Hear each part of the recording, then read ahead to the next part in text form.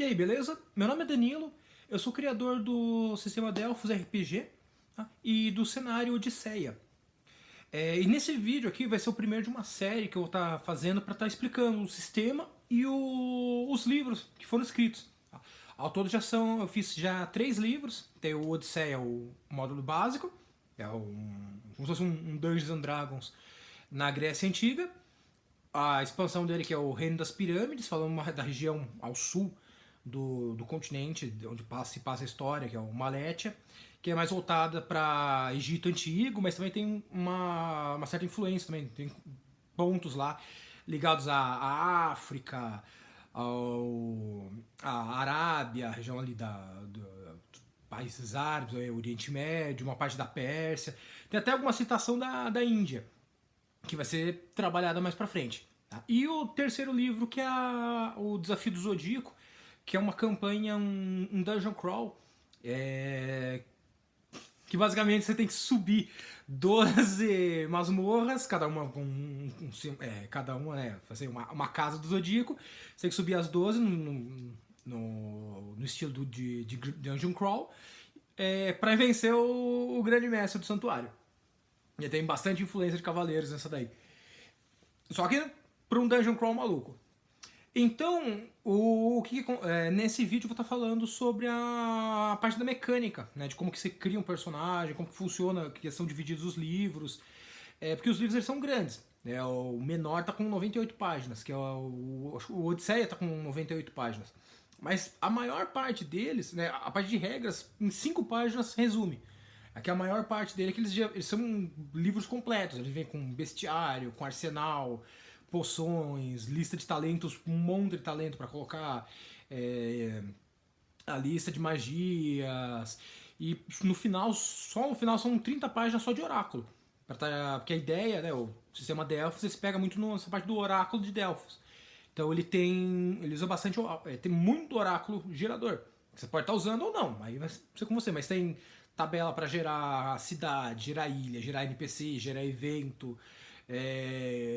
Se for um NPC, qual é a raça, a classe dele, se é um guerreiro, se é um aristocrata, se é um mercenário.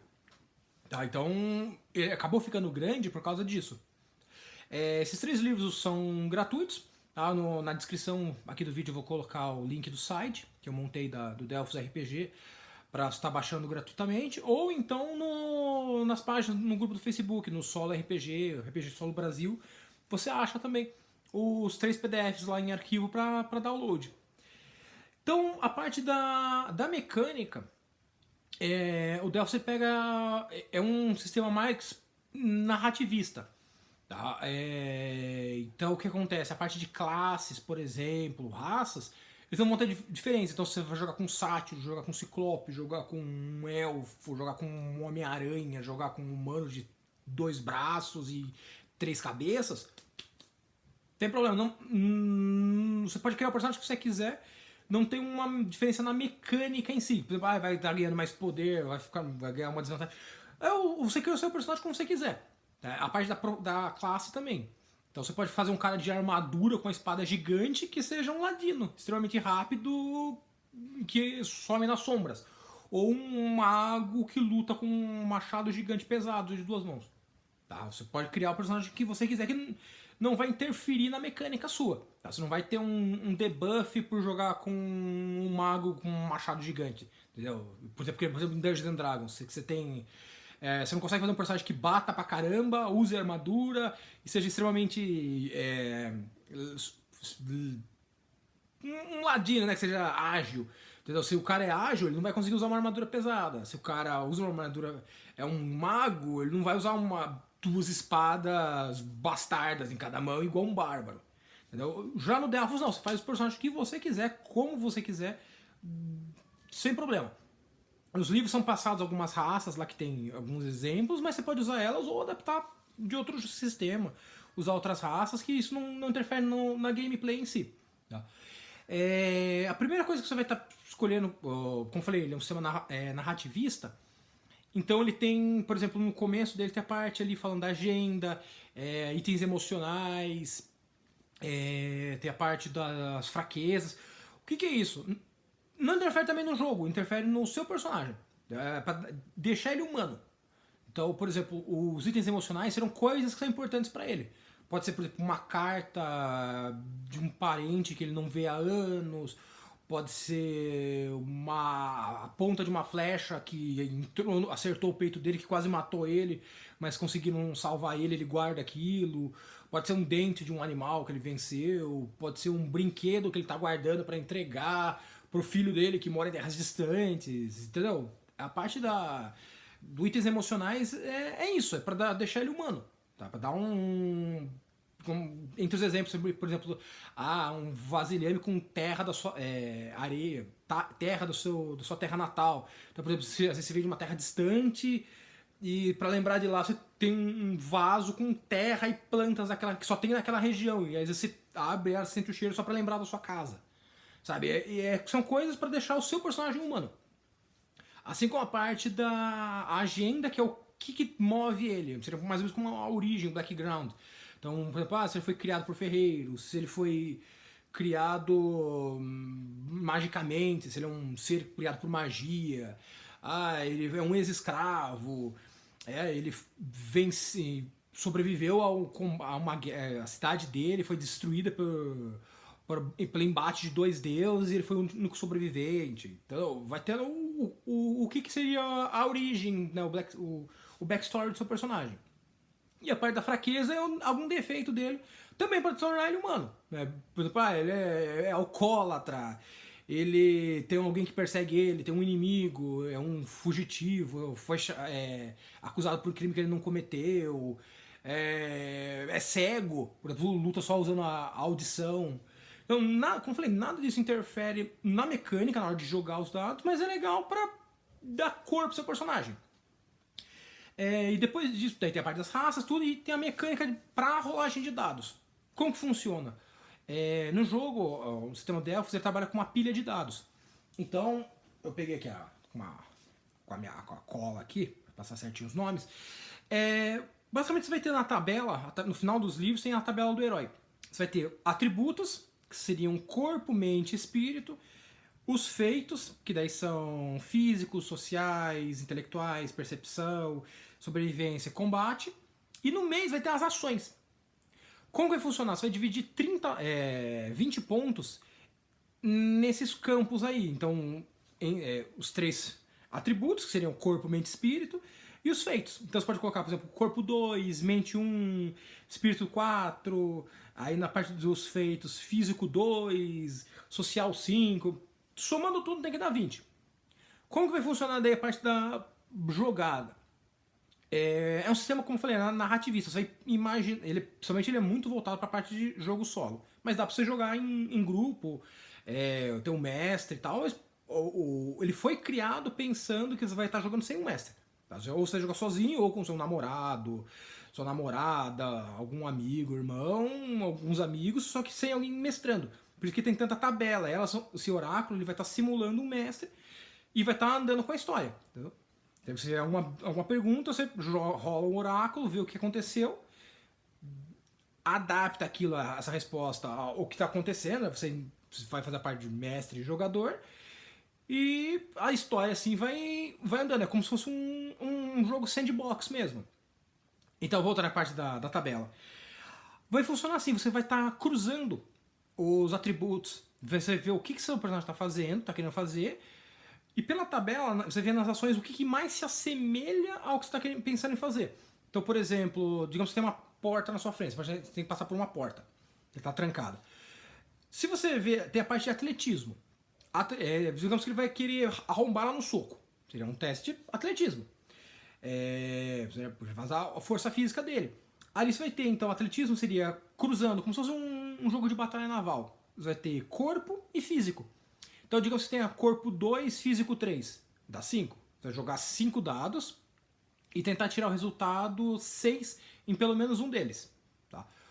Os resultados de 2 a 5 são falhas, mas você pode, digamos que seu personagem ele errou, mas ele se esforçou. Por exemplo, ele bateu na porta, não deu, daí ele foi lá e deu outro tranco. Daí ele conseguiu arrebentar ela. Só que o que acontece? Esses do resultado 2 a 5 você pode transformar em acerto, mas isso gera um ponto de estresse. se seu personagem atingir o limite de estresse dele, ele surta. Entendeu? E aí tem a tabela de estresse, você vai jogar um D6 e ver o que aconteceu.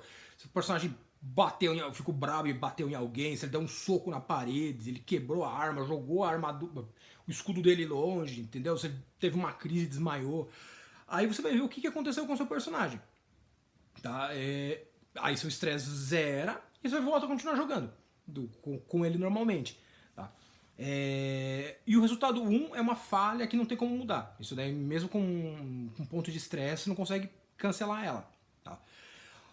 Então funciona assim: você joga faz uma pilha de dados, joga, tem que ter pelo menos um resultado 6 em pelo menos um dos dados para você ter conseguido. Digamos que seu personagem, ao invés de querer bater, né, ele tentou, eu sou um cara mais um ladino, vou tentar abrir ela. Você pode fazer um teste de ladinagem, que daí seria mente e físico. Então, digamos que você tem um em mente e 5 em físico, dá 6. Você joga 6 dados, tem que tirar pelo menos os resultados 6 em um deles.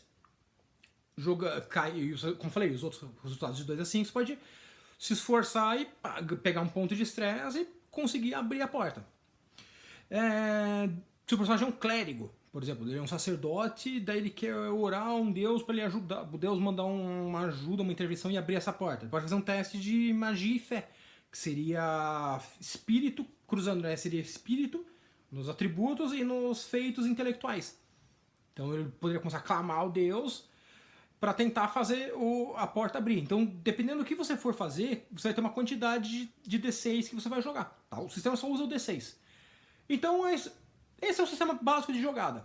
Tá? Você vai ver, pensar o que seu personagem vai tentar fazer, interpretar aquilo, e aí ver ali nas ações qual que mais se aproxima do que você está tentando fazer. O seu personagem vai ter, como eu falei, 20 pontos para dividir nessa tabela. E você tem também os aliados. Os aliados eles são mais simples, eles só têm 3 atributos, que é corpo, mente e espírito. Tá? Você pode começar sozinho e encontrar algum aliado no caminho, ou já começar com algum aliado. Pode ser um animal, um golem, um amigo. Entendeu? Só que daí o aliado tem menos pontos, eles são feitos só com 8 pontos. Mas é a mesma coisa, você fez a sua jogada, você pode fazer. Não consegui passar, não quis usar o ponto de estresse, meu nível de estresse está muito alto. Você pode pegar um aliado e ele fazer. Só que daí os aliados, o teste deles é mais restrito, né? Então, por exemplo, ele vai ter tudo que ele for fazer, tanto para atacar como para correr, pular, nadar, vai ser só corpo. Tudo que for relacionado à mente dele, decifrar um pergaminho, tentar descobrir uma passagem secreta, é tudo ligado à mente, entendeu? Não é tão aberto como a tabela do herói, que daí a graça é essa, o aliado ele é mais restrito, as características dele são mais abrangentes, e o seu personagem ele tem vários atributos, por assim falar, e cada atributo, então, cada combinação, né, como se fosse nessa tabelinha de jogo da velha, vai ser uma quantidade de D6 que ele vai jogar. Tá? É isso, para dar essa variação, para não ficar sempre fazendo o mesmo teste, a mesma coisa. A parte do combate, os inimigos eles só vão ter quantos ataques eles dão por turno, né? No caso, 2 ataques, 1 ataque, 3 ataques, os pontos de vida e quanto que dá de dano. Então, por exemplo, você vai lutar contra alguém, joga um D6, resultado maior começa atacando, aí você vai fazer o teste, no caso, se for atacar de perto, é um teste de luta, ou se for atacar à distância, é um teste de atirar. No caso, lutar vai ser corpo e cruzado, né? Corpo e combate. E atirar, mente e combate. Você joga uma quantidade de D6 do ataque.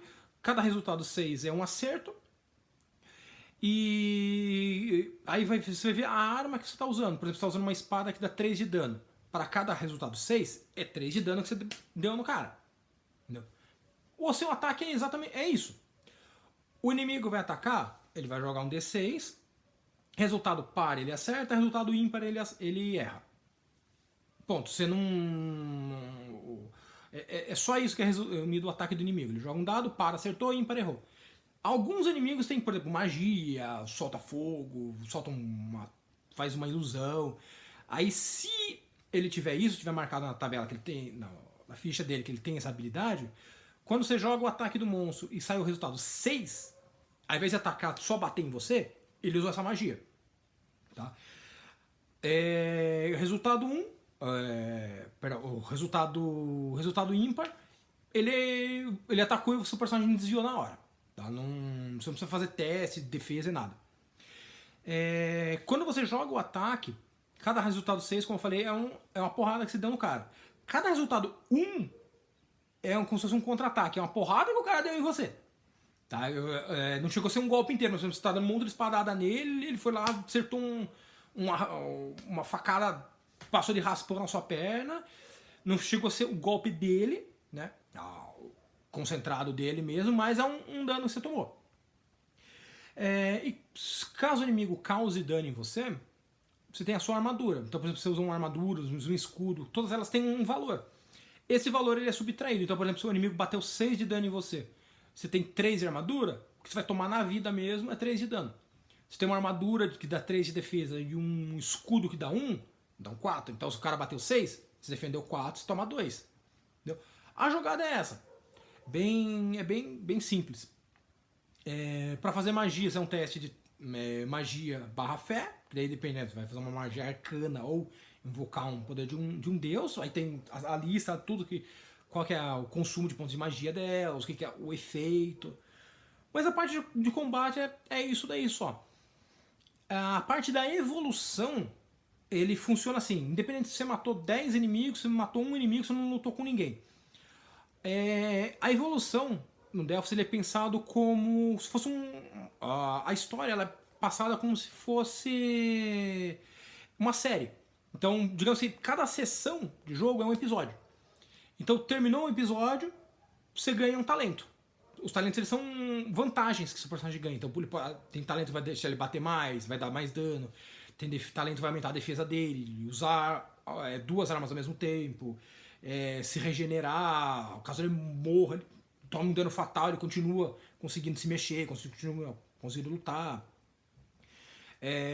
Então, cada sessão que termina, seu personagem ganha um talento. A cada 3 sessões, né, 3 episódios, seu personagem ganha o talento e um ponto de personagem. Então é um ponto pra colocar lá. Vou aumentar um ponto em força, vou aumentar um ponto em lutar, vou aumentar um ponto aqui na minha inteligência. Entendeu? Vai funcionar dessa forma. O que é proposto, para ter uma história que tenha começo, meio e fim, é proposto no livro 12 episódios.